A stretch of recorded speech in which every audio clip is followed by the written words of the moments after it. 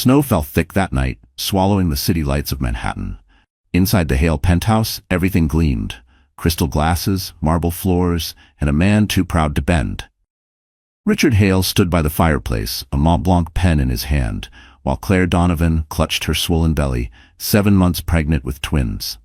"You're not fit to be in my world anymore," he said, voice calm, cold, final. "You've embarrassed me, Claire. You made me look weak." Claire's voice trembled. "I lost my job because of your lies, Richard. I didn't steal anything. You know that." He didn't even look at her. "The board doesn't care who's guilty. They only care that I fix it. And the fastest way to fix it is to remove the problem." "The problem?" She stepped closer, her breath visible in the cold air. "You mean me?" He smirked. "Sign the papers, Claire. You'll get the apartment for a month and a small settlement. Enough to start over somewhere, quieter." Her tears blurred the gold light. "I'm carrying your children." Richard laughed softly, almost pitying. "You said that last time. Forgive me if I don't take your word for it." The cruelty landed like a slap. Claire's knees buckled, her hands gripping the edge of the marble counter. She could feel the twins kicking, tiny heartbeats pleading for air. Outside, thunder rolled. Inside, Richard's phone buzzed. A message from Lila Stanford, his new investor and secret lover. He smiled faintly, not bothering to hide it. "You should go, Claire. It's snowing. You don't want to make a scene." She stared at him, a man she once loved, now a stranger wrapped in a designer suit and arrogance. "You'll regret this." "Regret?" he echoed. "Regret freeing myself from a liability? I don't think so." He turned away, closing the door to his office. The lock clicked. Claire stood there, shaking. The silence pressed against her chest. Somewhere in the building, a clock chimed midnight. She grabbed her coat from the rack, though her hands trembled so badly the buttons slipped. She whispered to her unborn babies, "Hold on, my loves. Mommy's here."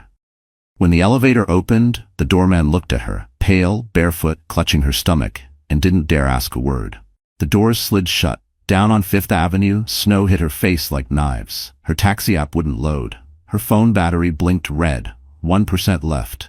She started walking toward the bus stop, through wind and glassy puddles, until the light from the penthouse vanished behind her. By the time she reached the corner, her knees gave out. Pain ripped through her abdomen, sharp and unstoppable. She fell into the snow, whispering the only promise she could still keep. "You will live, even if I don't." And somewhere, high above, behind those golden windows, Richard poured himself another drink, unaware that the woman he just discarded would one day return, not broken, not begging, but flying above him in a jet he could never afford to touch. The world didn't stop for Claire Donovan. It just moved on without her. 2 weeks after that night, she gave birth prematurely. One baby, Mason, came out fighting, crying so loud the nurses gasped. The other, Leo, didn't cry at all. He was too small, too fragile, his heart murmuring like a flickering candle. Claire lay in the hospital bed, her face pale, clutching the thin blanket as the doctors rushed Leo to the NICU. "Where's the father?" a nurse asked. Claire turned her head toward the empty doorway. "He's busy. Busy signing contracts. Busy smiling for cameras. Busy pretending she never existed." When she was discharged, the hospital handed her 2 bills thicker than her entire savings. Richard hadn't paid a cent. He'd blocked her number, changed his assistant's contact, even removed her name from the company's health insurance list. Back in her one-room sublet in Brooklyn, the ceiling leaked whenever it rained. The radiator hissed but never worked.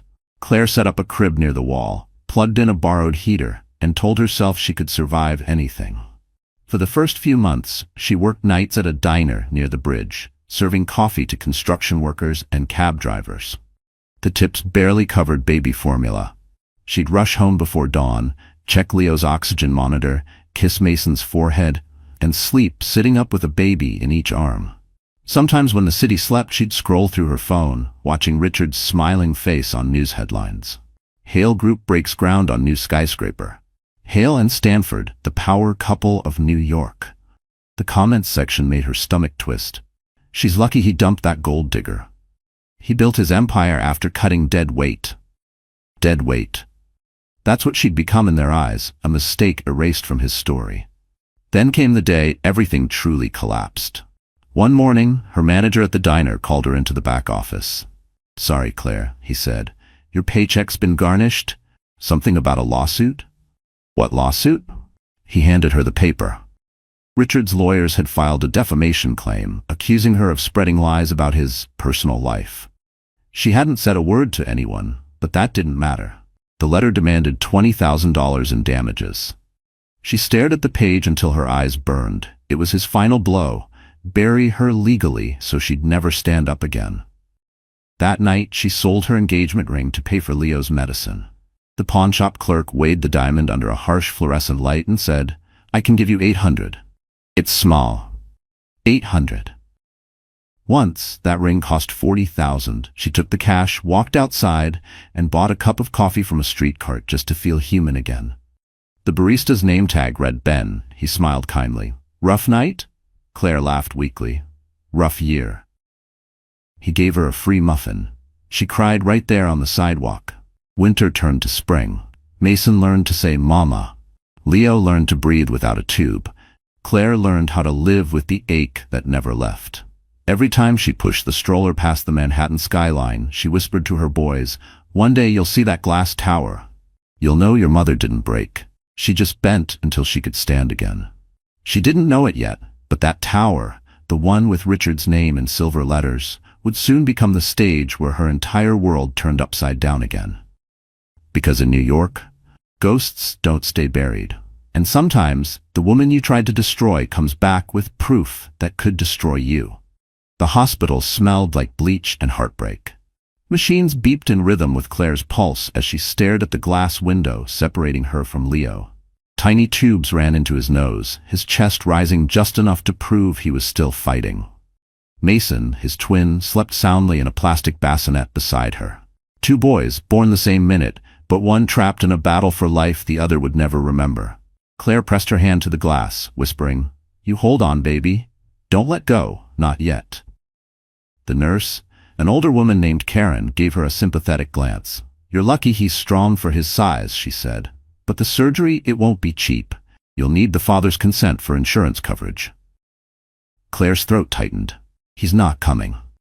Karen frowned. "Honey, he needs to sign the authorization." Claire shook her head. "He won't. He said they're not his children." Karen sighed and walked away. Claire's hand stayed on the glass. For the next 3 nights, she barely slept.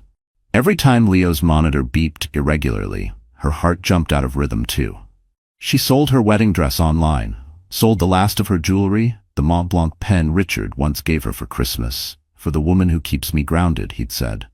Now she pawned it for half its worth to pay for Leo's medication. One evening she called Richard again, her voice trembling. "He needs the surgery, Richard. He's your son."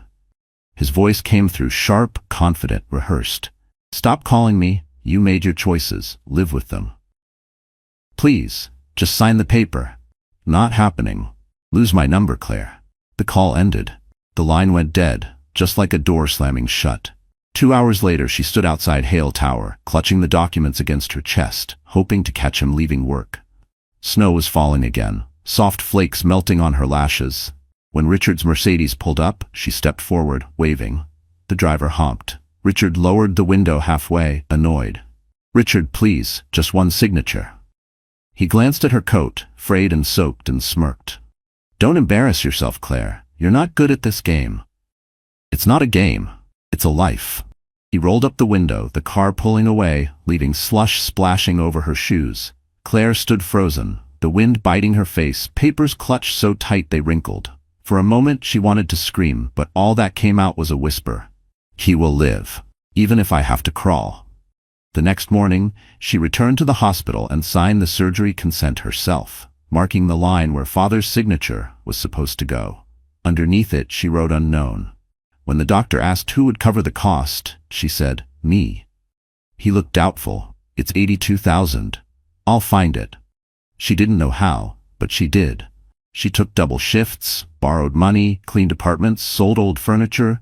Sometimes she ate once a day. She'd watch Mason crawl toward her with his chubby hands and feel her strength return. On the day of the surgery, she sat outside the operating room with both hands clasped, repeating a silent prayer she didn't even believe in anymore. When the doors opened and the surgeon smiled, tears burst down her cheeks. "He's alive," he said. "Your boy made it." She cried harder, whispering thanks to no one and everyone. Outside, morning sunlight hit the hospital glass like a promise. Claire looked up, eyes swollen, voice raw. "We're still here." She didn't know this victory would cost her later, but that the debt, the sleepless nights, the exhaustion, would soon push her to the edge again. But for now, she held both her boys, one sleeping, one breathing through tubes, and whispered, "We made it, my loves. We made it." While Claire was counting coins for baby formula, Richard Hale was counting zeros on contracts. 3 years after abandoning her, he had become Manhattan's golden son, the man every magazine called the visionary of Park Avenue. His grin flashed from billboards, from glossy covers beside his fiancée, Lila Stanford, the daughter of a senator. Together, they looked like a dynasty in the making. At every gala, Richard's name floated like perfume in the air. Sharp, expensive, impossible to ignore. He wore tailored Armani suits, gold cufflinks engraved with his initials, and a confidence that could fill a ballroom. When reporters asked about his past, he'd chuckle. "Let's just say I learned who to trust." No one questioned him. No one asked about the woman he left behind. Inside his company, Hale Group, success came from illusion. Richard had built his empire on borrowed money and whispered favors. The charity wing, the Hale Children's Foundation, was his most brilliant lie, a shell account to move dirty funds through fake donations. The same charity he claimed helped single mothers. The irony didn't sting him. He didn't feel irony anymore. Every Friday, he and Lila hosted cocktail parties at their penthouse overlooking Central Park. Politicians, actors, bankers, everyone wanted to be seen in Richard's orbit. Lila played the perfect hostess, always smiling, always elegant. She believed his story, that Claire had been unstable, obsessed, even dangerous. "She tried to ruin me," Richard would whisper to her, pouring whiskey into crystal glasses. "I had to walk away." Lila would touch his arm and say softly, "You did the right thing, darling. Some people aren't built for greatness." And he'd smile, pretending to believe that. But sometimes, late at night, when the party lights dimmed and the city turned quiet, he'd catch a glimpse of something in the mirror. A flash of guilt he couldn't quite name. He'd push it away, pour another drink, and scroll through social media until it disappeared. Across the city, Claire saw every photo, every headline.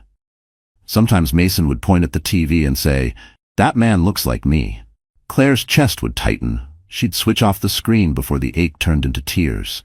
The world had chosen its hero, and it wasn't her. But even as Richard built higher, cracks began to show. His CFO, a sharp-eyed woman named Marcy, noticed inconsistencies in the donation records. "These numbers don't match," she said one morning. Richard waved it off. "Just accounting errors. Fix it." Marcy hesitated. "If the SEC audits us, they won't." He smiled that disarming smile that had gotten him everything he ever wanted. They never do. Still, that night, Marcy copied the files onto a flash drive, just in case. Meanwhile, Richard was busy orchestrating his next move, a public engagement announcement with Lila at the Plaza Hotel, followed by an exclusive charity dinner. The same night, his PR team advised inviting former associates to show forgiveness and transparency. He smirked when he saw one name on the list, Claire Donovan. "She's still alive?" he joked. "Barely," his assistant replied, "working at a coffee shop in Brooklyn." Richard leaned back, the corner of his mouth curving upward. "Perfect. Send her an invitation. Make it look official, something about discussing custody. Tell her to come, alone." His laughter echoed across the penthouse, bouncing off glass and gold. While he polished his reputation, Claire was polishing cups at midnight, unaware that the man who ruined her was about to drag her name into the spotlight again, this time to destroy her publicly. But destiny had been quietly preparing its revenge. Somewhere, far from Richard's penthouse, a man named Ethan Ward was opening a file labeled Hale Foundation. Suspicious transfers. And for the first time in 3 years, the balance of power had begun to shift. It arrived on a Wednesday morning, tucked among unpaid bills and grocery flyers, the invitation that would change everything. The envelope was thick, cream-colored, embossed with gold lettering that shimmered under the kitchen light. The Plaza Hotel, an evening of charity and celebration hosted by Hale Group. Claire stared at the name printed on the card, Richard Hale, founder and CEO. Her stomach twisted. For 3 years, she'd forced herself to ignore every headline, Every photo of him standing beside his new fiancée, Lila Stanford. But now his name was sitting in her hands, written in gold, mocking her poverty with every gleam. At first, she thought it was a mistake until she unfolded the letter inside. Dear Miss Donovan, we would like to discuss the terms of legal custody concerning Mason and Leo. Please attend the Hale Group's charity dinner this Saturday at the Plaza Hotel. Mr. Hale wishes to resolve matters privately and respectfully. Claire's hands trembled. Her lawyer's number was still disconnected. She couldn't afford legal counsel. But if Richard was finally willing to talk about custody, after ignoring her for years, she couldn't refuse. Her first instinct was hope. Maybe for once he wanted to do the right thing. Maybe he'd sign the papers to get their son's proper medical coverage. Maybe Leo could finally get that next heart procedure. But then she saw the date, Saturday, 7 p.m., the same evening that New York Weekly had just reported Richard Hale's engagement gala with Lila Stanford would take place at the Plaza. Claire froze. Her breath caught in her throat. The charity dinner wasn't about custody. It was a trap. She sat down at the chipped kitchen table, the letter trembling in her hands. The fluorescent light flickered above her. Mason and Leo were in the next room, playing with a broken toy train. Their laughter filled the small apartment like sunlight in a cage. Her chest ached. He's doing it again, she whispered. He wants to humiliate me. That night, she couldn't sleep. She stared at the ceiling, reliving every insult, every cruel smirk. How Richard had called her unstable, unfit, a mistake. How he'd denied his own sons. And yet, he'd sent the invitation, which meant he still wanted something. By dawn, she made her decision. She would go. Not to beg, not to cry, but to look him in the eyes and remind him that she still existed. The next day, she called the hospital to check Leo's latest results. The nurse said his condition was stable but would need another surgery soon. Insurance still hasn't approved it, the nurse added softly. Without the father's authorization, we can't proceed. Claire's throat closed. Thank you, she managed. She hung up and stared at the letter again. Now it wasn't about pride, it was survival. Her old friend from the diner, Angie, helped her pick out a dress. It's not new, but it's elegant, Angie said, holding up a navy gown from a thrift shop. Claire smiled weakly. It's perfect. She rehearsed what she'd say to Richard. Calm, factual, no emotion. This isn't about us, it's about our sons. But deep down, she knew Richard didn't want a conversation. He wanted a scene. Friday night, as she tucked the boys into bed, Leo looked up with sleepy eyes. Mama, are you sad? She kissed his forehead. No, baby. I'm just getting ready. Where are you going? To remind someone that your mama's still here. When the lights went out, she sat alone by the window, staring at the Manhattan skyline. The plaza's rooftop glittered in the distance like a crown she'd once worn and lost. Claire didn't know that miles away in a high-rise office, Richard was telling Lila and his investors, don't worry, she'll come. And when she does, everyone will see what kind of woman she really is. He didn't know that the woman he planned to humiliate was walking toward the very moment that would end his empire. The night before the event, Claire stood in front of the cracked bathroom mirror, staring at the woman reflected back at her. Her face was pale, framed by exhaustion and sleepless nights. The thrift store gown hung loosely from her shoulders, but it was clean and pressed. She brushed her hair with trembling hands, tied it into a neat bun, and whispered to herself, "You're not going there to cry. You're going there to fight." The invitation sat on the counter beside a lipstick she hadn't worn in years. Soft rose, the same shade she'd worn the night Richard first told her he loved her. She almost threw it away, but stopped. Not for him, she muttered. For me. In the next room, Mason and Leo slept side by side, their tiny chests rising and falling in sync.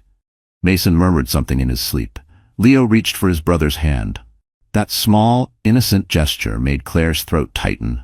She crouched beside the bed, kissed their foreheads, and whispered, "I'll come back. I promise." At 3 a.m., she sat at the table, staring at hospital bills spread like landmines. Leo's next surgery was scheduled for March, but the hospital wouldn't move forward without Richard's signature as the legal father. She tried everything, calls, letters, begging his assistant, but nothing worked. The only thing left was to face him. She needed to look strong, even if she wasn't, but strength cost money she didn't have. So at sunrise, Claire took her old iPhone, the one with the cracked screen, and walked into a pawn shop on Lexington Avenue. The owner, a heavy man with gold chains, raised an eyebrow. $50, he said flatly. It's worth more than that, Claire argued. He shrugged. Not with a broken screen. She hesitated, then slid the phone across the counter. Fine. When she stepped back outside, she felt lighter and emptier. $50 bought her a pair of heels and a train ticket to Manhattan.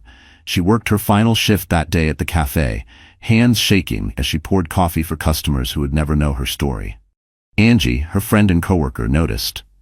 You sure about this, Claire? That man doesn't deserve a minute of your time. Claire smiled faintly. He doesn't, but my sons do.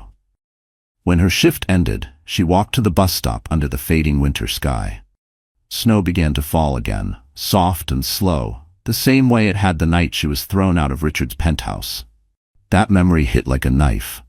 But something inside her had changed. She wasn't the same woman who begged at that marble doorstep. She'd carried 2 babies through poverty, fear, and hospital walls. She'd fought every day just to keep them alive. And now, she wasn't walking toward humiliation. She was walking into a battlefield. At home, she packed her purse carefully. Hospital documents, the boys' birth certificates, and the DNA tests she'd saved for this very moment. Proof that Mason and Leo were Richard's sons. She looked in the mirror one last time before leaving. He thinks I'm broken, she said softly. Let him find out how wrong he is. At 6 p.m., a black car stopped outside her building. Angie had called in a favor from her cousin, a driver for a private company. The man opened the door politely. Miss Donovan? The plaza, right? Claire blinked in surprise. Yes, thank you. As the car glided toward Manhattan, city lights blurred against the window. Her heart pounded so loud she could barely hear the radio playing Sinatra in the background. She clutched her purse tighter. Somewhere across town, at that exact moment, Richard was adjusting his cufflinks, yet rehearsing his smile, certain that tonight would be the night he erased her forever. He didn't know that the woman walking through the snow toward his grand event carried not shame, but a truth sharp enough to cut through his empire. The Plaza Hotel glittered like a diamond against the Manhattan night, its marble steps lined with chauffeurs and photographers. Inside, chandeliers dripped gold over polished tables where champagne glasses sparkled like tiny suns. Every guest seemed to wear success like perfume. But among them all, one man stood taller, prouder. Richard Hale, the king of the evening. Everything perfect? He asked his assistant, straightening his tie. Yes, sir. Guests are arriving. Press coverage is already trending. The engagement announcement will go live at 8. Richard smirked. Good. I want her to see it. Her meant Claire Donovan, though he never spoke her name out loud anymore. He wanted her to feel like a ghost in her own story. Lila Stanford glided toward him in a gown that shimmered like starlight, a perfect image for the cameras. Darling, she whispered, kissing his cheek. Everyone's talking about us. You've outdone yourself. Richard looked around the grand ballroom, filled with New York's elite. Investors, senators, magazine editors. They were all here to celebrate his engagement and his upcoming IPO. It wasn't just a party. It was his coronation. And the crown jewel of his plan, inviting the ex-wife he'd buried in scandal to stand before them, broke, alone, desperate.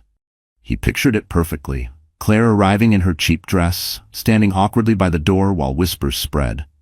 Someone would ask, isn't that the woman who tried to ruin him? And the humiliation would finish her once and for all. Make sure security lets her in, he told the staff. I don't want her stopped. Let her see what she lost. Meanwhile, in the kitchen corridor, a waiter carrying a silver tray overheard every word. His name tag read, E. Ward. He smiled quietly. Ethan Ward, Richard's former friend, now silent observer, had taken a temporary staff position for one reason, to witness the fall of a man who deserved none of his power. At 7:45, guests began to gather near the stage. A massive LED screen displayed Richard's achievements, his buildings, charity work, magazine covers. A voiceover narrated, a man who turned failure into fortune. The audience applauded. Richard raised his glass. To resilience, he toasted, and to the people who taught me what weakness looks like. Lila laughed softly, unaware of the venom behind the line. You're terrible, she teased. He leaned close. You'll see what I mean soon. In the back hallway, the maitre d' received a message through his earpiece. She's here. Claire stood in the marble lobby, clutching her small purse, her heart hammering. Guests turned to look, eyes scanning her thrift store gown, whispering behind manicured hands. The humiliation burned her skin, but she didn't flinch. A photographer raised his camera, mistaking her for a late guest. The flash went off, catching her face just as she lifted her chin. For the first time in years, she didn't hide. Across the room, Richard caught sight of her. His smirk widened. Right on time. Lila followed his gaze, confusion clouding her perfect smile. Who's that? No one, he lied. Just an old mistake. He gestured toward the bar. Let's make sure she's comfortable. Give her a drink. I want everyone to see her before we make the announcement. Claire walked forward, every step echoing against marble. She could feel the weight of 100 eyes. Memories flooded back. The night he threw her out, the snow, the pain. But she held her head high. The maitre led her to a small table near the stage, far enough to be visible, close enough to be judged. She sat, hands folded in her lap, eyes fixed on Richard. He lifted his champagne glass in her direction, like a taunt. Welcome back, Claire, he murmured under his breath. She didn't smile. She didn't blink. Because what Richard didn't know was that he wasn't the only one setting a trap tonight. The ballroom pulsed with violins and laughter. Waiters glided through the crowd, silver trays balanced like crowns.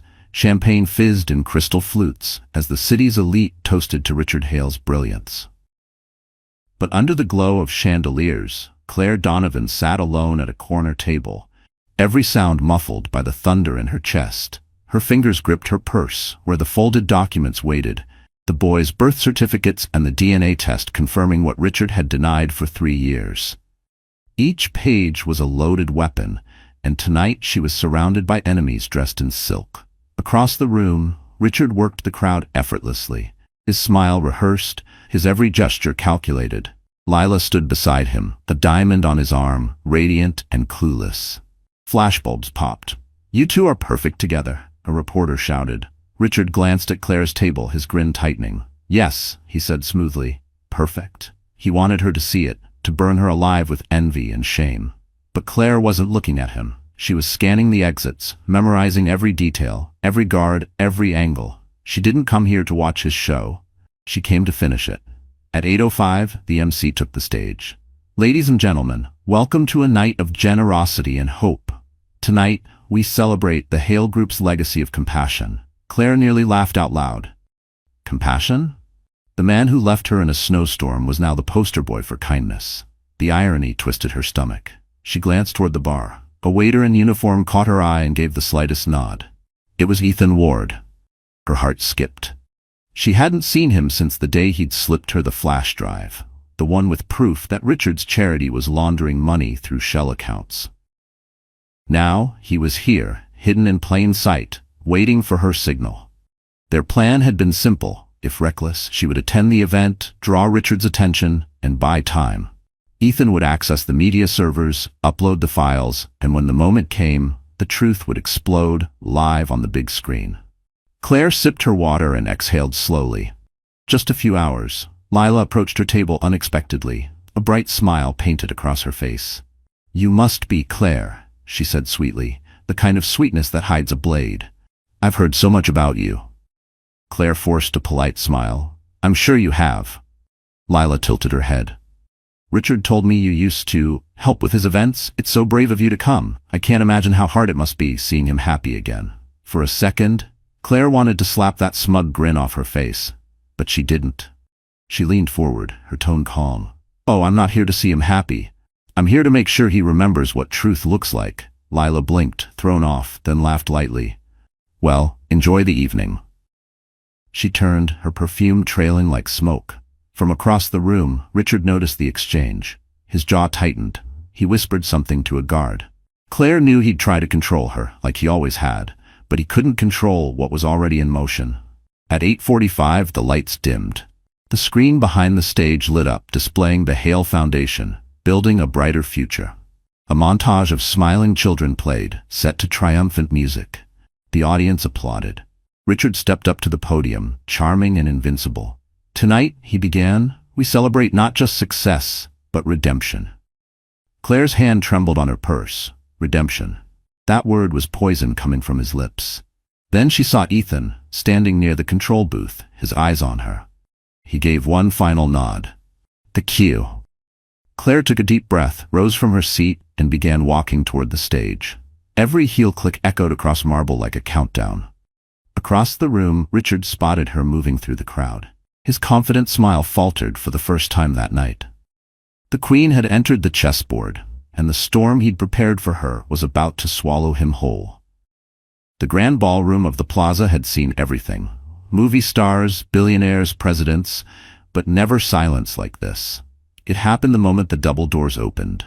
Every voice, every laugh, every glass midair froze as the cold night air rushed in and she stepped through. Claire Donovan. But she wasn't the woman they expected. She didn't come in alone. Behind her, a chauffeur in a dark suit followed, carrying 2 small coats. And then, 2 boys stepped forward, identical in every way. Mason and Leo. The crowd gasped softly as though a ghost had entered the room. The twins looked around wide-eyed, clutching their mother's hands. One of them, Mason, wore a tiny navy blazer. Leo held a small teddy bear with a hospital bracelet still around its paw. Claire, dressed in her simple navy gown, walked with quiet poise. Her face was calm, almost regal. Not defiant, not desperate, just certain. She moved like someone who had stopped running from the past and decided to walk straight through it. At the far end of the ballroom, Richard Hale turned, his smile dying on his lips. For a split second, he didn't breathe. The champagne flute in his hand tilted, spilling golden liquid onto the marble floor. Lila Stanford followed his gaze, confusion washing over her face. Richard, who is that? He didn't answer, his throat locked. His world, perfectly arranged for cameras and applause, began to crack. The MC's voice faltered into the microphone. Ladies and gentlemen, it seems we have a surprise guest. All eyes turned to Richard. The whispers began like ripples. Isn't that his ex-wife? She has kids? They look like... Someone didn't finish the sentence because the resemblance was too strong to deny. Richard forced a chuckle, smoothing his expression. Claire, he said loudly, the charm returning by force. What an unexpected visit. His tone was honey dipped in venom. Claire met his gaze steadily. You invited me, remember? He blinked. The crowd's murmurs deepened. Lila frowned, still smiling for the photographers. Oh, you're Claire. Richard mentioned you. You used to work for him, right? Claire tilted her head slightly. Work for him? You mean married to him? The room gasped. Glass clinked. Someone dropped a fork. Richard stepped forward quickly, lowering his voice. This isn't the place for your drama. No, Claire said evenly, her voice carrying through the stunned silence. This is exactly the place. You wanted the world to see who I am. So here we are. Lila's face drained of color. Richard, what is she talking about? He grabbed Claire's arm, whispering harshly, You're humiliating yourself. Claire didn't move. I'm not the one who should be humiliated. She reached into her purse and pulled out a small envelope. These are your sons, Richard, the ones you left in a hospital incubator. The room froze. Cameras clicked. Richard hissed, Not here. Claire ignored him.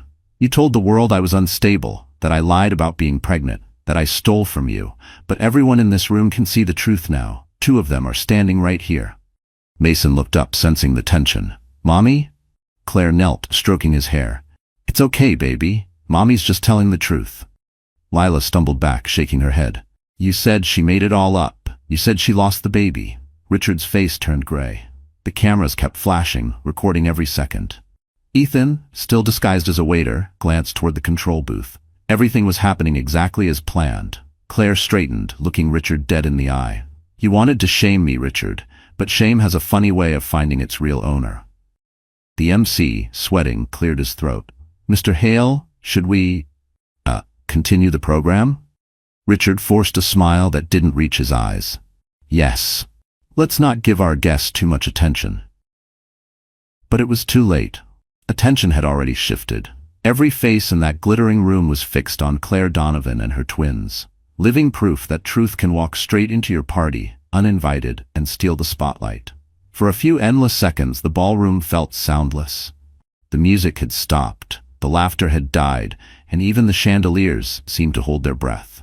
Every camera turned toward Richard Hale, who now stood stiff and colorless under the golden lights. Then the murmurs began, soft at first like raindrops on glass, swelling into a storm of whispers.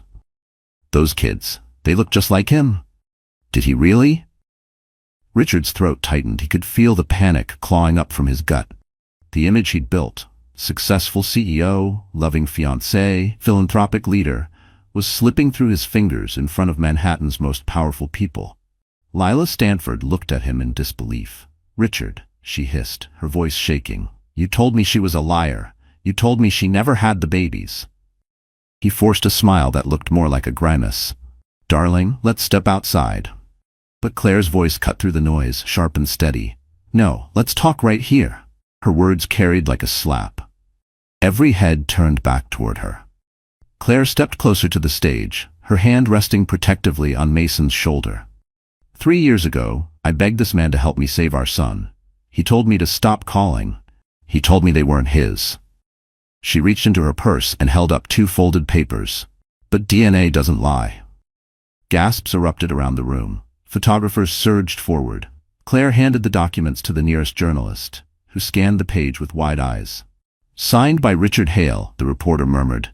The sound hit Richard like a bullet. "Enough," he shouted, his voice cracking. "You're making a fool of yourself, Claire." "I'm not the one who made a fool of myself," she said. "You did that when you left your children to die in a hospital." Lila took a step back, face pale. "Oh my God." The investors in the front row exchanged glances. One of them, a silver-haired man in a tuxedo, muttered to another, "If this gets out, the IPO is dead."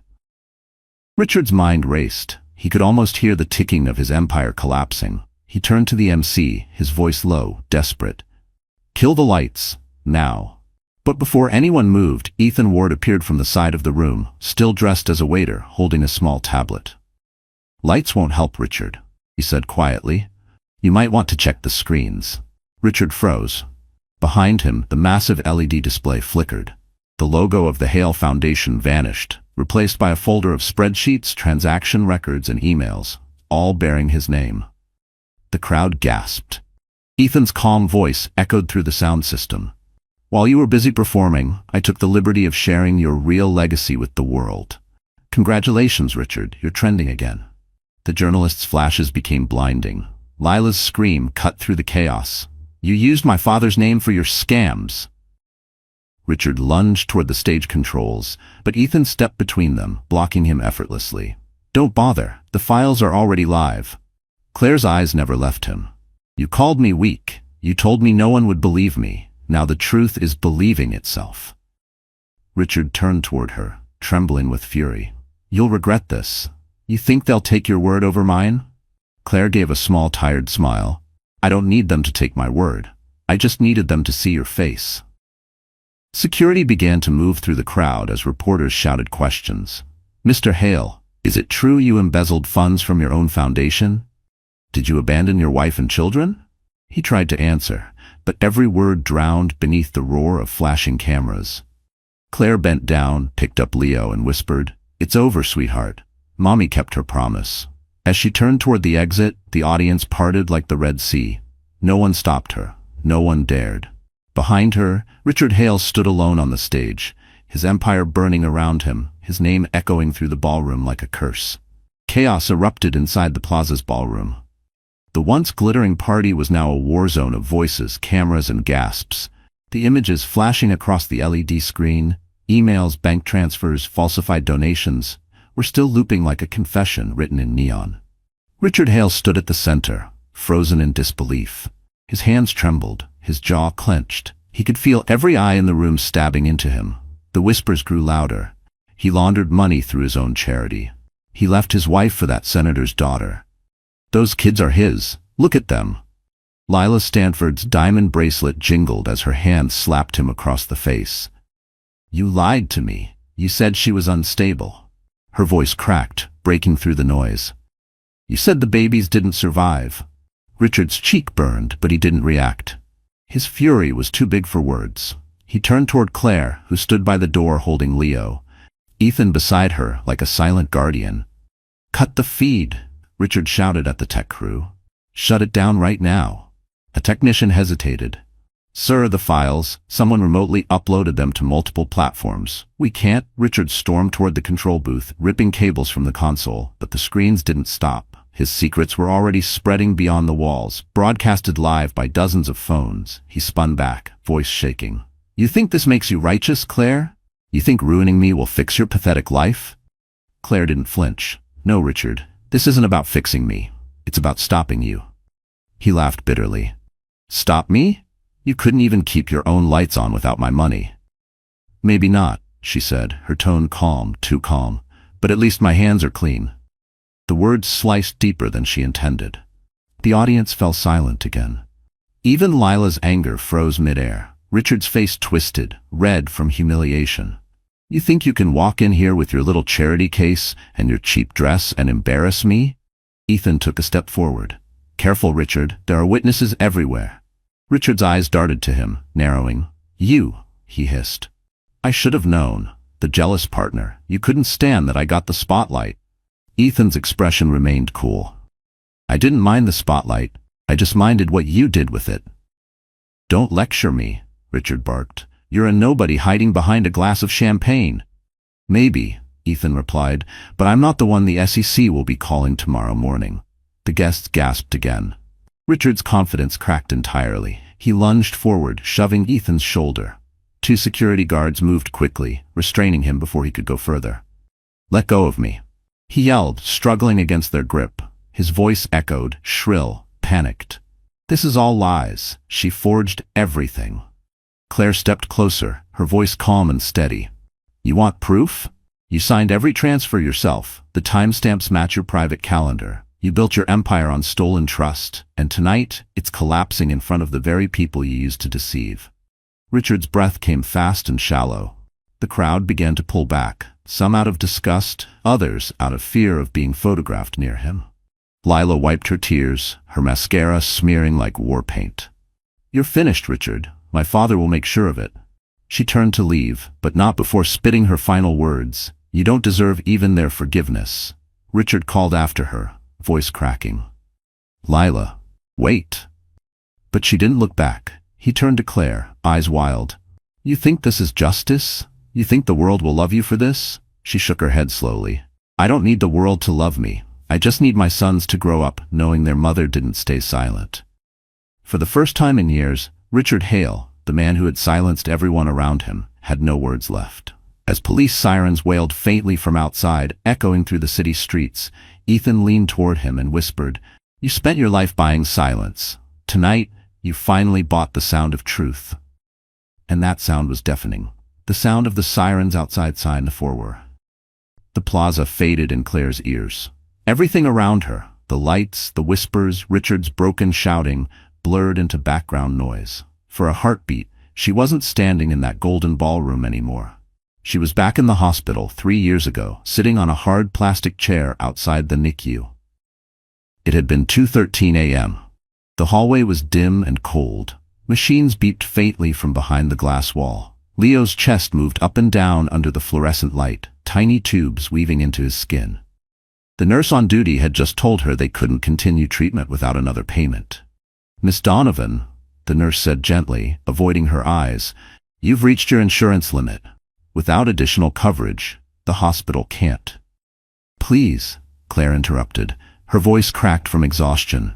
Just keep him breathing. I'll find the money, I promise. The nurse looked torn but firm.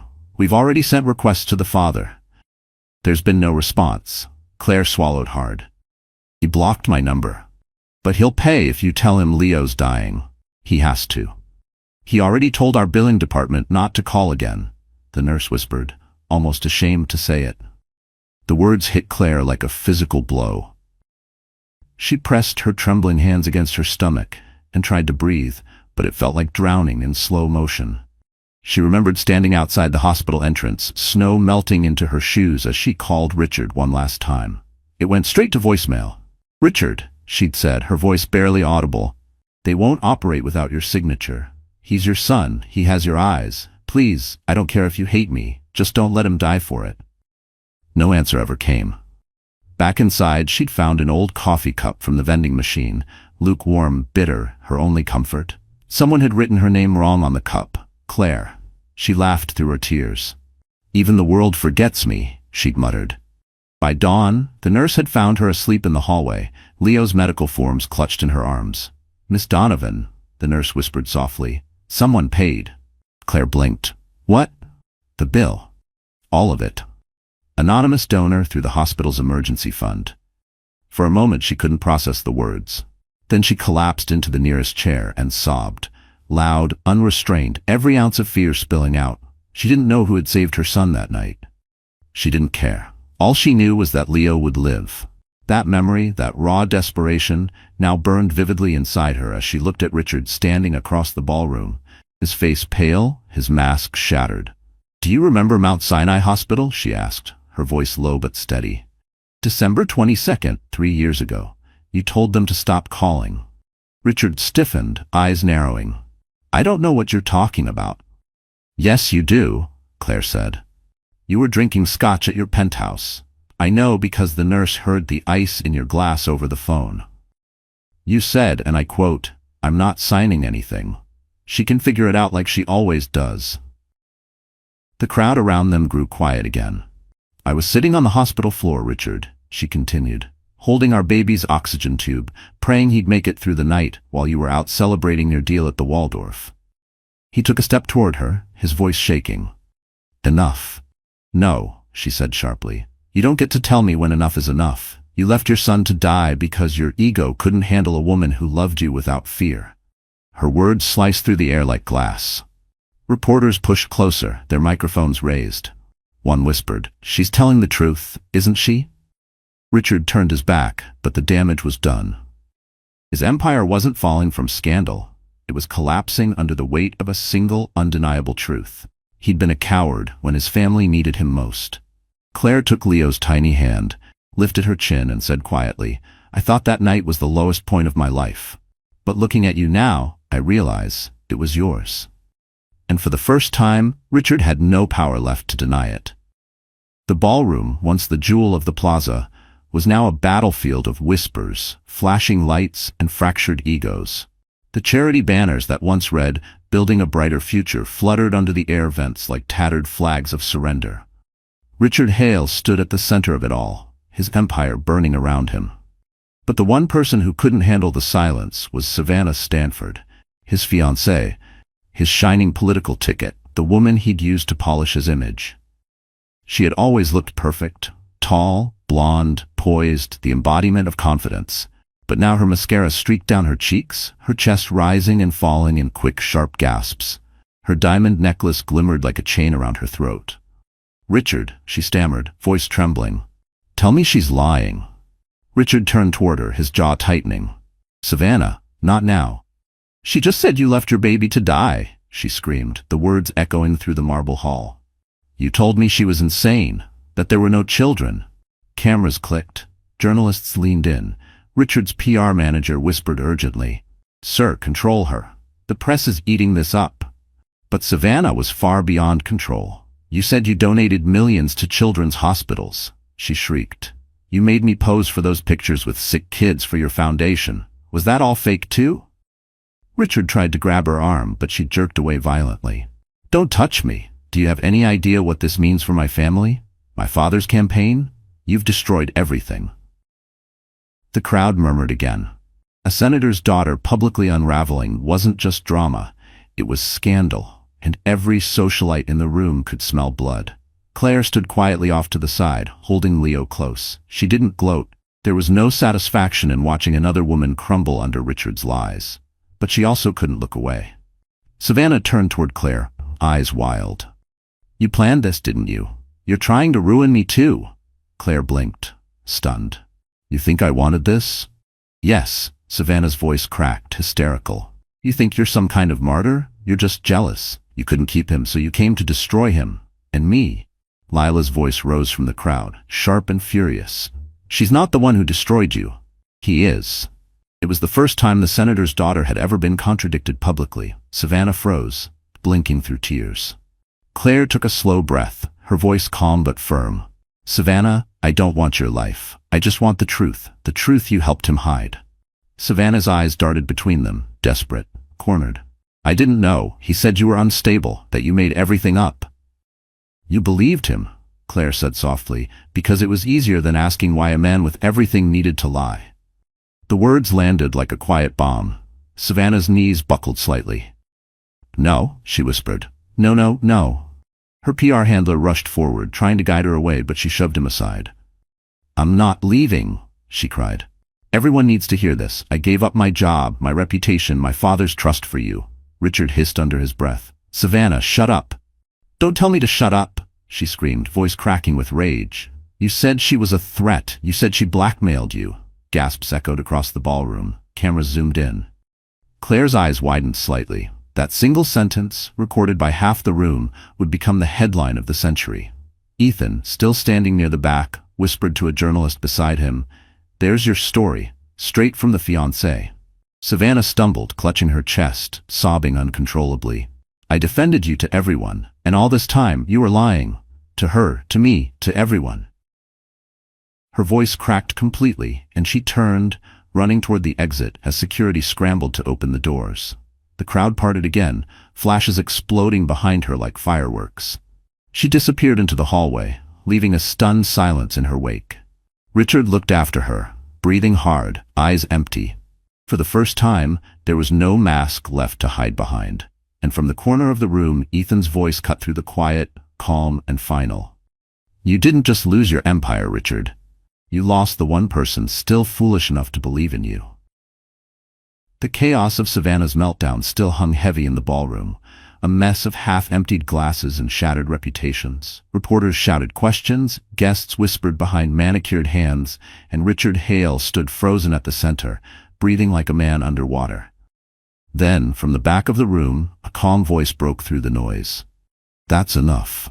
Heads turned. The crowd instinctively made way for the tall man who stepped out from behind the velvet curtains. He wasn't dressed like the rest of them. No designer tux, no glittering cufflinks. Just a simple black suit, crisp white shirt, and a look that carried the quiet authority of someone used to being obeyed. Claire's breath caught. She hadn't expected him to come. Lucas Ward, the man who'd once paid Leo's hospital bills anonymously, the one who'd helped her find the courage to face tonight. Until now, he had stayed invisible, letting Claire fight her own battle. But something about Richard's sneering arrogance had crossed a line even Lucas couldn't watch from the sidelines. Richard's eyes narrowed. And you are? Lucas stepped forward, his expression unreadable. Someone who's tired of watching you lie. A ripple of whispers spread through the crowd. Several guests recognized him, the tech investor who'd quietly financed half the city's new startups. The kind of man Richard used to beg for meetings. Ethan smirked from the back, whispering to a journalist, Showtime. Lucas turned to the audience. My name is Lucas Ward. I'm here because Miss Donovan and her sons are under my company's legal protection. Any attempt to harass, defame, or threaten her will result in immediate litigation starting tomorrow morning. His tone was calm, almost gentle, but it carried the weight of iron. Richard barked out a laugh. Legal protection? Are you her bodyguard now, or her next mistake? Lucas didn't blink. You should be careful what you say, Mr. Hale. Your last mistake was underestimating her. This one might cost you your freedom. The room went silent again. Cameras refocused. Claire tried to speak, but Lucas raised a hand slightly as if to say, I've got this. Your foundation's records, he continued, show transfers to offshore accounts owned by shell corporations in your name. My firm's analysts traced them. I've already sent copies to the Financial Crimes Unit, and judging by the agents waiting in the lobby, I'd say they found them convincing. Richard's smirk vanished. You can't prove. Oh, I can, Lucas interrupted smoothly, because I also have the voice recordings of you and your accountant to wash it through the charity wing. You remember that call? The one you thought happened on a private line? Gasps erupted. The ballroom lit up with camera flashes. Claire stared at him, stunned. She'd known Lucas had resources, but this was a complete takedown. Richard stumbled back, sweat forming at his temple. You set me up. Lucas's expression didn't change. You set yourself up. All I did was hold up a mirror. He turned to Claire then, his voice softening. Miss Donovan, you don't need to fight him anymore. He's finished. For a moment, she couldn't speak. After years of struggling alone, someone was finally standing beside her, not out of pity, but out of respect. Richard lunged forward, desperate. "You think she's innocent? She's using you. She's after your money." Lucas didn't even look at him. "That's the difference between you and me, Richard. I know what real value looks like, and it isn't written on a bank statement." The crowd broke into murmurs again, the tone shifting, sympathy now leaning toward Claire, disgust toward Richard. Security began closing in around him. The press surged forward. Reporters shouted questions. "Mr. Hale, are you aware of the federal charges pending?" "Ms. Donovan, how long have you known Mr. Ward?" Claire held Leo close, whispering, "It's over." Lucas placed a steady hand on her shoulder. Not possessive, not dramatic. Just enough to let her know she wasn't alone anymore. And as the first flash of police lights spilled through the plaza's tall windows, Richard Hale realized the truth. The trap he'd built for Claire had become his own cage. The flashing blue and red lights outside the plaza painted the ballroom in chaos. Guests whispered in disbelief, champagne glasses abandoned on white linens. Richard Hale stood trapped under the weight of his own downfall, his foundation exposed, his fiancée gone, his empire crumbling. Yet even now, his arrogance refused to die. He straightened his tie, his voice breaking but defiant. "You think you've won, Claire? All of this, these stunts, none of it matters. Those kids are mine, and I'll take them back the second I walk out of here." Claire froze, tightening her grip on Leo's tiny hand. "You left them," she said softly. "You denied them." "Doesn't matter," Richard snapped. "You don't have the money, the stability, or the lawyers to fight me. The court will see that. You're a waitress, for God's sake. I'm Richard Hale." The room shuddered under the arrogance of that last sentence. Even the reporters exchanged glances. Lucas Ward stepped closer, his voice even. "That title doesn't mean what it used to. You're a CEO under federal investigation." Richard turned on him, shouting, "Stay out of this." But Claire was already reaching into her purse. "You're wrong, Richard," she said quietly. "I came prepared." She pulled out a thick brown envelope and placed it gently on a nearby table. The weight of it echoed in the silence. "What's that?" he demanded. "Everything you've run from for 3 years." She opened it slowly, revealing neatly organized folders, birth certificates, hospital reports, and one document sealed with a notary stamp. Proof of paternity, medical expenses you refused to pay, and a signed affidavit from your former accountant confirming the offshore transfers. Richard's face drained of color. "You forged these." Lucas crossed his arms. "They were verified this morning by our legal division. Every signature, every timestamp, every bank transaction." Claire slid one paper forward, the birth certificate of Mason Hale. Under father's name, the black ink read, Richard Allen Hale. "You signed this," she said, her voice trembling with control. "You were drunk that night, remember? You wanted to enter the NICU, and they made you sign the admission forms. You thought you were above consequences, but your own handwriting just proved you're their father. By law, by blood, by truth." Gasps rippled through the crowd. Ethan, standing behind the reporters, gave a quiet nod. The journalists leaned forward, snapping photos of the documents. Richard lunged for the folder, but Lucas intercepted, slamming a firm hand onto his shoulder. "Touch her again," he said evenly, "and you'll add assault to your charges." Richard glared, his voice shaking. "You can't take my name from me." Claire met his eyes, unflinching. "I don't need your name. I just need your accountability."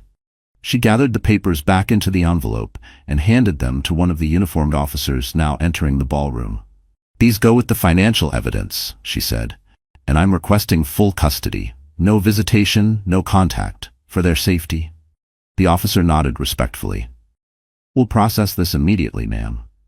Richard looked around desperately, searching for allies, for someone to defend him. But the crowd had turned cold. The investors who once fought for his attention now avoided his gaze. The cameras, once his friends, now recorded every crack in his armor. "This isn't over," he said, his voice cracking. "You'll regret this, Claire. When I'm cleared, I'll take everything back. Everything you think you have." Claire's reply came like ice. "You already took everything, Richard. You just didn't realize it wasn't yours to keep." He stumbled back, the words hitting harder than any physical blow. Lucas placed his hand lightly on Claire's shoulder. "Let's go," he murmured. "You've done enough tonight." She exhaled shakily, holding her sons close as the officers approached Richard, reading him his rights. The last sound he heard before the handcuffs clicked shut wasn't the murmuring of the crowd. It was Mason's small voice calling, "Mommy?" And the realization struck him like a knife. That single word, "Mommy," had more power than his entire fortune ever did. The ballroom of the plaza looked like a fallen kingdom, glittering but hollow. The guests who once admired Richard Hale's charm now kept their distance, whispering his name like it was a curse. The sound of police radios crackled near the entrance, and the scent of spilled champagne mixed with fear. Claire Donovan stood at the center of it all, her son safe in Lucas Ward's arms. For the first time in years, she wasn't shaking. The power that Richard had used to crush her was gone, sucked out of the room, out of his voice, out of the very air around him. Richard, still in handcuffs but not yet led away, turned toward her one last time. "You think this changes anything?" His tone was venomous. "The press will move on. I'll rebuild. You'll still be nothing." Claire's voice was soft but lethal. "Nothing? You told the world I was worthless, and still I'm standing here while you're the one in chains. I think that's something." The reporters scribbled furiously. Cameras zoomed in. Every word was being recorded, broadcast live. Lila Stanford, pale but composed, stepped out from the crowd. "You ruined my family's name," she said quietly, her voice shaking with controlled fury. "You used me, my father, and every charity we stood for." She looked at Claire, her expression softening for the first time. "I believed his lies about you. I'm sorry." Claire gave her a small nod. "We all believed him once." Lucas placed Mason on his hip and whispered, "You don't have to stay for this." But Claire did. She needed to. "No," she said, "he deserves to hear it." She turned back to Richard. "I'm not here for revenge. I'm here for justice. For every woman who was told she was too emotional to be believed, too poor to matter, too small to fight." Richard laughed bitterly. "You sound like a Hallmark card." Lucas stepped forward, his tone sharp. "She sounds like someone who finally stopped letting you write the story." Richard sneered. "What do you want, Claire? Money? Public sympathy? Because that's all you'll ever get. Pity." Claire took a step closer, eyes locked on his. "I don't want your money. I want my sons to grow up knowing their mother never bowed to a man who mistook cruelty for strength." A ripple of applause rose from somewhere in the back of the room. Then another. Slowly, more guests joined in, not loud or mocking, but steady, respectful. Richard's face went red.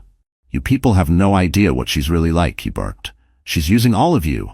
But no one listened. The applause only grew louder. Even the officers hesitated, unsure whether to intervene or let the moment play out. Ethan Ward leaned against the bar, arms crossed, a faint smile playing at his lips. "You hear that, Richard?" he called out. "That's the sound of relevance leaving your body." The line drew soft laughter from the crowd, just enough to puncture what little dignity Richard had left. One of the officers finally stepped forward. "Mr. Hale, it's time to go." Richard jerked his shoulder, glaring at Claire one last time. "You'll regret this." "No," she said, voice calm as the winter wind outside. "You will." The officers led him through the exit, the click of his shoes fading down the marble hall. Cameras followed, flashes reflecting off the glass doors until he disappeared. Silence settled. The air felt different, lighter, freer, as if the entire room had exhaled. Lucas looked at Claire, admiration soft in his gaze. "You handled that better than any courtroom could." She smiled faintly. "He always thought power was about control. Turns out it's about conscience." Ethan raised a glass from across the room. "To the woman who turned a scandal into salvation." Claire glanced around, seeing faces she once feared. Investors, journalists, even strangers, all looking at her with something she hadn't felt in years: respect. For the first time since that night in the snow, she knew she had taken back everything he'd stolen. Her name, her dignity, her power. And this time, she wouldn't give it up again. The night outside the plaza had turned cold and sharp, the kind of New York chill that slipped into your bones and reminded you how small you were beneath the city lights. Inside, the last of the guests trickled out, murmuring into phones, their heels clicking across marble as they rushed to report what they'd just witnessed. The downfall of Richard Hale, the man who once ruled Manhattan, was now headline material before midnight. But Claire Donovan wasn't thinking about the headlines. She stood near the grand staircase, her son safe with Lucas in the corner, watching the police car pull away through the frosted glass doors. For a long time, she said nothing. Then she whispered, more to herself than anyone else, "It's over." Lucas stepped beside her. "It's not over," he said gently. "It's only fair."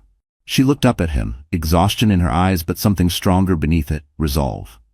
"No, Lucas. Fair would have been never having to fight this hard just to be believed." He didn't argue, he just nodded. Across the ballroom, Ethan approached, holding a folder of printed emails from the SEC investigators. "The arrest is official," he said. "They'll charge him with wire fraud, tax evasion, and misuse of charity funds by morning." He glanced at the kids, his tone softening. "But you'll need to set legal boundaries, Claire. Make sure he can't come near them again." She nodded slowly. "I already drafted the conditions." She walked to the same table where Richard had once flaunted his power and laid down a single envelope, white, clean, final. "This," she said, "is my line." Lucas frowned slightly. "What's inside?" "My statement," Claire replied. "To the court, to the press, and to him." Ethan raised an eyebrow. "You sure you want to go public? You've already won the moral fight." "This isn't about morality," she said. "It's about closure. The truth should live somewhere other than my memory." She opened the envelope and read aloud, her voice steady, even as it trembled with emotion. "I, Claire Donovan, hereby declare that Richard Hale is to have no contact, direct or indirect, with Mason and Leo Hale. Any attempt to use media, legal influence, or financial leverage against them will trigger federal litigation. These children deserve peace, not headlines. Their names will not be currency in another man's ego." She folded the paper, slid it back into the envelope, and sealed it. Lucas stared at her, impressed. "You really don't leave room for loopholes, do you?" She gave a faint smile. "I've lived inside loopholes my whole life, not anymore." At that moment, one of the remaining journalists approached hesitantly. "Miss Donovan," she asked, "what do you want people to take away from tonight?" Claire paused, thinking carefully. "That money doesn't make you powerful," she said finally. "Character does. And if a woman has to walk through hell to protect her children, then maybe hell should start being afraid of women." The journalist blinked, then lowered the mic slowly, visibly moved. After she left, Lucas looked down at Claire, admiration flickering in his eyes. "You've just rewritten the ending, you know." Claire exhaled. "No, I've just written the truth." She turned toward her boys, who were half asleep in the corner. Mason clutched Leo's hand, the same way they had in every hospital room, every long night of survival. She smiled softly. For years Richard's voice had lived in her head, belittling, controlling, convincing her she wasn't enough. Tonight that voice had gone silent. She looked back at Lucas and Ethan. "Tomorrow I'm filing for full custody, complete privacy. No interviews after that, no TV, no dramatics. I don't want fame, I just want peace." Lucas nodded. "You'll have it." Outside, the police sirens faded into the hum of the city. Claire took one last glance at the ballroom, the glitter, the ruin, the proof that she had survived it all, and whispered to herself, "This chapter ends here." Then she picked up her sons, straightened her coat, and walked toward the door. Behind her, the golden chandeliers dimmed, leaving only her reflection in the glass, tired, fierce, and finally free. Dawn crept across Manhattan like a slow confession. The skyline, still wet with last night's snow, glittered under the first pale light. The plaza was quiet now. No flashing cameras, no champagne, no scandalous whispers. Only the lingering echo of a name that had once commanded awe but now tasted like shame. Richard Hale. Inside a modest apartment in Brooklyn, sunlight filtered through cheap blinds, landing softly on Claire Donovan's kitchen table. Mason and Leo were eating cereal from mismatched bowls, their laughter filling the room with a warmth that had been missing for years. Claire stood by the window, wrapped in a borrowed coat, her phone buzzing nonstop. News outlets, talk shows, newspapers. Everyone wanted her story. She scrolled through a headline. "The Fall of a Tycoon. Richard Hale arrested after ex-wife exposes $1 million fraud." Below it, a smaller subheading read, "Claire Donovan declines all interviews, requests privacy for her children." Lucas had kept his promise. His PR team handled the press, protecting her from the circus that followed. Ethan was working with the district attorney to finalize Richard's charges, and Claire, finally, was free to breathe. Her reflection in the window looked different now. The lines of exhaustion were still there, but something new lived in her eyes. Peace. Not triumph, not revenge, just peace. Mason ran to her, holding a drawing. "Mommy, look, it's us." She knelt beside him, smiling. The paper showed 3 stick figures holding hands under a blue sky. In the corner, a small house sat beside a huge airplane. "Is that your brother and me?" she asked. Mason nodded proudly. "And that's Mr. Lucas's airplane. You said we might ride one day." Claire laughed softly. "Maybe we will." The phone buzzed again, this time with a text from Lucas. "Lucas, the press is losing interest. I'm heading to your neighborhood later. Bring the boys to the cafe by the park. They deserve pancakes." Claire smiled at the screen, typing back, "Claire, only if you're buying." She set the phone down, feeling a strange lightness in her chest. For years she had lived in survival mode, worrying about rent, medicine, and memories she couldn't escape. Now her world felt new, uncharted, like the first breath after drowning. On the TV in the corner, a reporter's voice cut through the quiet. Former CEO Richard Hale was transferred this morning to federal custody after being denied bail. Sources say his assets have been frozen and his legal team has resigned. In a surprising twist, his ex-wife has refused any monetary settlement, stating that justice is enough. Claire muted the sound. She didn't need to hear any more. The world could dissect his downfall all it wanted. She was done being defined by him. Later that morning, she bundled Mason and Leo into their coats and walked through the crisp winter air. The city looked softer somehow. Every honking car, every stranger's face, it all felt less hostile. At the cafe, Lucas was already there, sitting by the window with 3 mugs of hot chocolate waiting. "You're late," he teased. "Single mom problems," she said, laughing. Leo climbed onto his lap without hesitation, while Mason started building a fort out of sugar packets. Lucas watched them with an expression somewhere between admiration and heartbreak. "They're incredible," he murmured. "They're resilient," Claire corrected gently. "They didn't learn that from me, they were born with it." Lucas looked at her for a long moment. "You know, I've met powerful people my whole life, but you're the only one who fought power without having any." She smiled faintly. "Maybe that's the only way to win." He raised his coffee cup. "To new beginnings?" Claire clinked her mug against his. "To peace." Outside, snow began to fall again, soft and slow, dusting the city in white. And for the first time in forever, Claire didn't feel cold. She felt alive. Because this time, the storm had passed, and she was still standing. 3 days later, the storm had turned into a hurricane of consequences.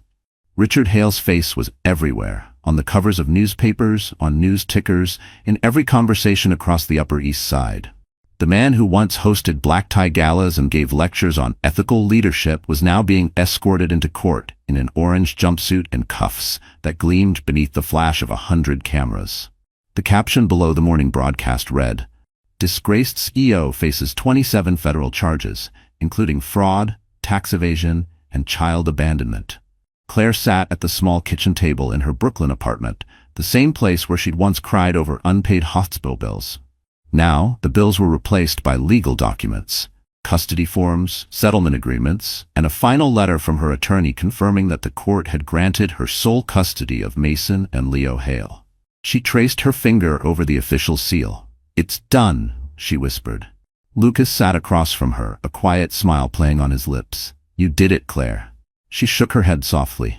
"No, we did it. You, Ethan, the nurse who helped me that night, even the people who believed when they didn't have to." Lucas leaned back, studying her.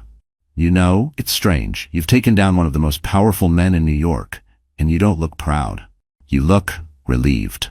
Claire sighed. "Because pride is temporary. Peace isn't." Across the room, Mason and Leo were playing with a second-hand Lego set, their laughter filling the apartment. Claire's eyes softened. "They're the reason I didn't break. When I thought I couldn't keep going, I'd look at them and remember what love actually looks like." Lucas nodded slowly. "You fought for them, but you also fought for yourself." Before she could answer, the TV caught her attention. A live feed showed Richard entering the courthouse. He looked smaller now, his hair unkempt, his posture slumped, his arrogance dissolved. Reporters shouted his name.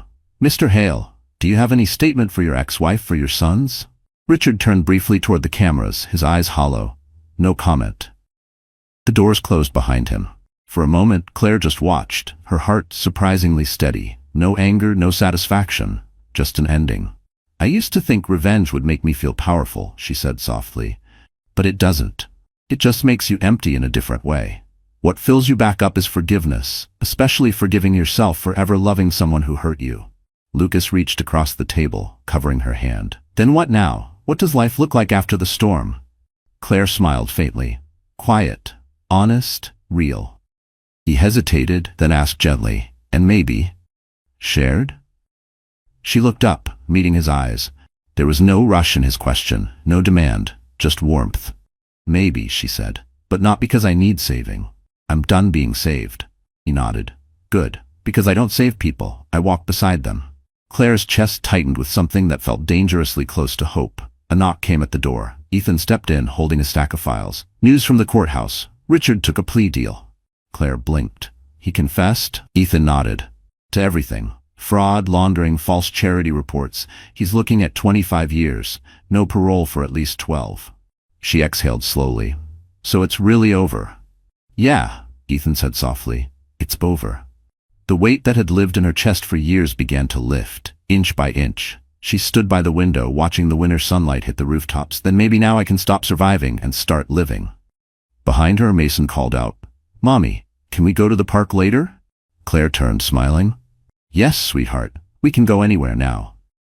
And as laughter filled the room, the city outside felt different, like it had forgiven her too. Spring arrived quietly in New York. The snow that once blanketed the sidewalks melted into sunlight, and the city that had once mocked Claire Donovan now seemed to bow in her favor. The chaos was over. The headlines had moved on. Richard Hale was serving his sentence in a federal facility in upstate New York.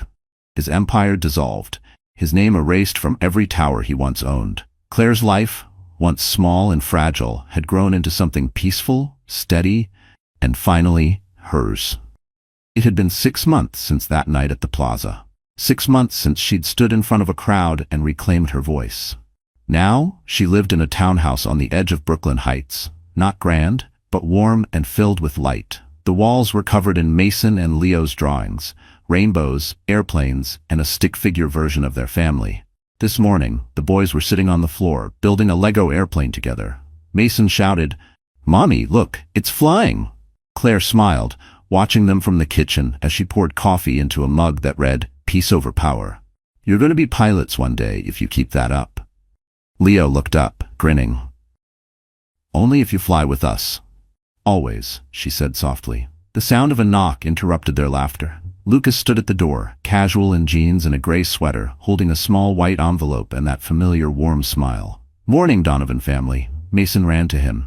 Mr. Lucas, did you bring pancakes again? Lucas chuckled. Not this time, buddy, but I brought something better. He handed the envelope to Claire. What's this? She asked, curious. Open it. She tore it carefully. Inside was a single sheet of heavy paper, an invitation embossed with gold. Ward Aerospace, private jet exhibition, featuring new partner, Claire Donovan. Her breath caught. Lucas, what is this? He shrugged lightly. You once told me you wanted to show your boys what freedom looked like. So I thought, why not give them the sky? Her eyes widened. Lucas, I can't accept. Yes, you can, he interrupted gently. You helped me redesign our foundation's social impact program. You saved our public image. This isn't a gift, Claire. It's a partnership. She looked at him for a long moment, emotion rising like a tide she couldn't hold back. You really think I can do this? He smiled softly. You already did. You built something from nothing. That's more impressive than anything we launch into the air. For a moment, silence hung between them, comfortable, full of unspoken gratitude. Mason tugged at her sleeve. Mommy, are we gonna fly again? Claire laughed through the lump in her throat. Yes, sweetheart, we're going to fly again. That afternoon, they drove to Teterboro Airport. The hangar glistened under the sun, filled with sleek jets lined like silver birds. Reporters were there, but this time they weren't chasing scandal. They were celebrating resilience. A banner read, Women Who Rise, the new face of modern aviation. As cameras clicked, Claire stepped onto the small staircase of the jet, her name painted near the door in discreet silver letters. Mason and Leo ran ahead, shouting with delight. Lucas joined her, standing at the top step. Ready? He asked. She looked out over the tarmac, over the city skyline that once symbolized her pain. Now, it felt like home. More than ever, she said. The engines roared to life. Wind lifted her hair. The boys pressed their faces to the window as the jet began to move, their laughter echoing through the cabin. Claire took one last look at the world below, the city that had seen her fall and rise again, and whispered, "We're free." And as the plane soared into the blue above Manhattan, she finally understood. Strength wasn't in revenge or survival. It was in reclaiming her wings and daring to fly again. So, that's how the story ends. And if you're still here right now, watching until this moment, maybe something in Claire's journey touched a quiet place in your heart. The part that's tired of surviving and ready to start living again. You see, life has a strange way of breaking us before it rebuilds us. But as Marcus Aurelius once said, the obstacle is the way. What once felt like the end was never meant to destroy you. It was meant to show you your strength. Like Claire, we all have chapters filled with betrayal, loss, and silence. But healing isn't about revenge. It's about reclaiming peace. It's realizing that forgiveness doesn't mean weakness. It means freedom. If tonight's story reminded you that you can rise from anything, hold on to that feeling. Let it guide you, because one day, you'll look back at your storm and whisper, "That's where I learned to fly." If this journey spoke to you, give this video a like, share it with someone who needs a little courage, and subscribe to our channel. We're building a place for stories that heal, one heartbeat at a time. You're not alone, and your comeback story might just be next.